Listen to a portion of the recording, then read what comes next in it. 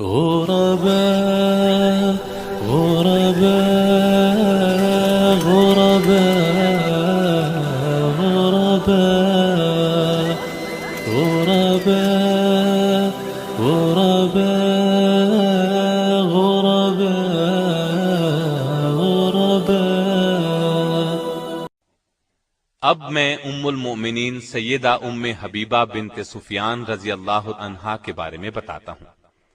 آپ رضی اللہ عنہا کا نام رملہ، کنیت ام حبیبہ، والد کا نام ابو سفیان اور والدہ کا نام صفیہ تھا.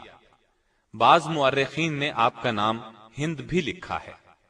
معاویہ رضی اللہ عنہ کی بہن تھی. اعلان نبوت سے 17 سال پہلے پیدا ہوئیں. شروع ہی میں مسلمان ہو گئی تھیں. ان کا پہلا نکاح عبید اللہ بن جہش سے ہوا تھا. دونوں میاں بیوی بیک وقت مسلمان ہوئے اور دونوں نے ایک ہی وقت میں ہجرت حبشہ کا شرف حاصل کیا. حبشہ میں ان کے ہاں ایک لڑکی پیدا ہوئی، اس کا نام حبیبہ رکھا گیا. اسی وجہ سے کنیت ام حبیبہ رکھی گئی. لیکن عبید اللہ بن جہش مرتد ہو گیا، اسلام چھوڑ کر عیسائی ہو گیا. ام حبیبہ اسلام پر قائم رہیں. سیدہ ام حبیبہ فرماتی ہیں کہ عیسائی ہونے سے پہلے میں نے اسے ایک نہایت بری شکل میں دیکھا. میں بہت گھبرائی. صبح ہوئی تو پتا چلا کہ وہ عیسائی ہو گیا ہے. میں نے اپنا خواب اسے سنایا کہ شاید توبہ کر لے، لیکن اس پر کوئی اثر نہ ہوا. شراب و کباب میں مشغول ہو گیا اور اسی حالت میں مر گیا. اب سیدہ حبشہ میں تنہا تھی. بیان فرماتی ہیں کہ چند روز بعد میں نے خواب میں دیکھا کہ کوئی شخص مجھے یا ام المؤمنین کہہ کر بلا رہا ہے. میں بہت گھبرائی. جب میری عدت ختم ہو گئی تو مجھے نجاشی کے ذریعے سے نبی صلی اللہ علیہ وسلم کا پیغام پہنچا. سیدہ ام حبیبہ نے آپ کا پیغام منظور کر لیا. آپ کے پاس یہ پیغام نجاشی نے اپنی باندی ابرہہ کے ذریعے بھیجا تھا. آپ رضی اللہ عنہا نے منظور کرتے ہوئے چاندی کے کنگن، پازیب اور انگوٹھیاں وغیرہ اتار کر اسے انعام میں دے دی. شام ہوئی تو نجاشی نے سیدنا جعفر طیار اور دوسرے مسلمانوں کو جمع کر کے خود ان کا نکاح پڑھا.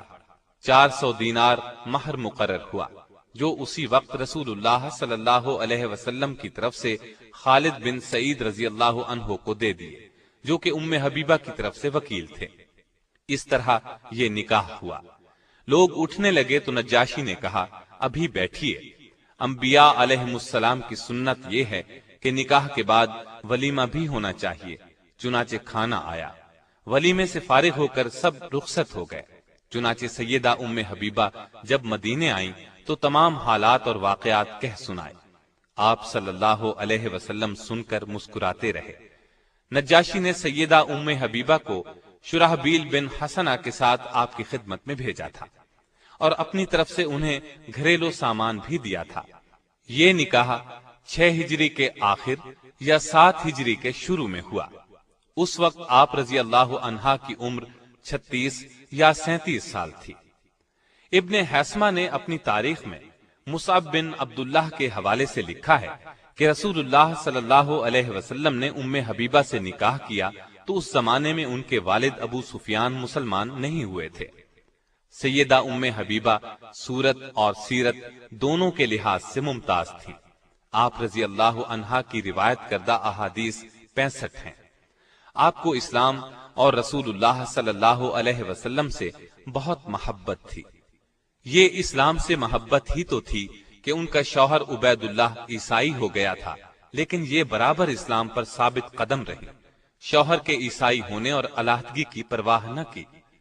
اسلام سے محبت کا ایک اور ثبوت بھی ملتا ہے کہ فتح مکہ سے پہلے سیدہ کے والد ابو سفیان صلح کی شرائط طے کرنے کے لیے مکے سے مدینے کی طرف روانہ ہوئے. آپ صلی اللہ علیہ وسلم نے صحابہ کو خبر دی کہ ابو سفیان مکے سے صلح کی مدت بڑھانے اور عہد کو مضبوط کرنے کے لیے آ رہا ہے. ابو سفیان اس وقت تک مسلمان نہیں ہوئے تھے.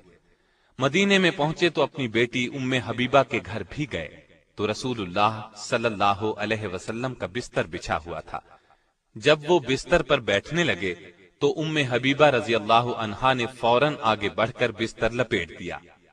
ابو سفیان کو بیٹی کی اس بات پر غصہ آ گیا، تیز لہجے میں بولے، بیٹی تو نے بستر کیوں لپیٹ دیا ہے؟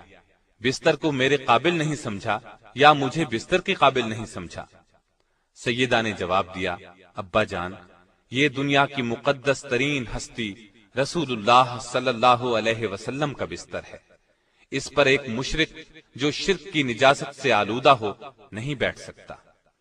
یہ سن کر ابو سفیان جھنجلا اٹھے اور غصے میں بولے، اللہ کی قسم تو میرے بعد بہت سی خرابیوں میں مبتلا ہو گئی ہے۔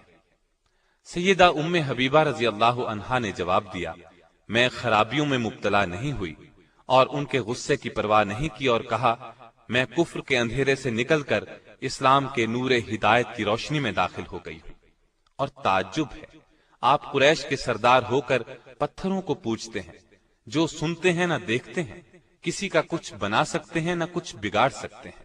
آپ حدیث پر شدت سے عمل کرتی تھی، دوسروں کو بھی اس کی تاکید کرتی تھی۔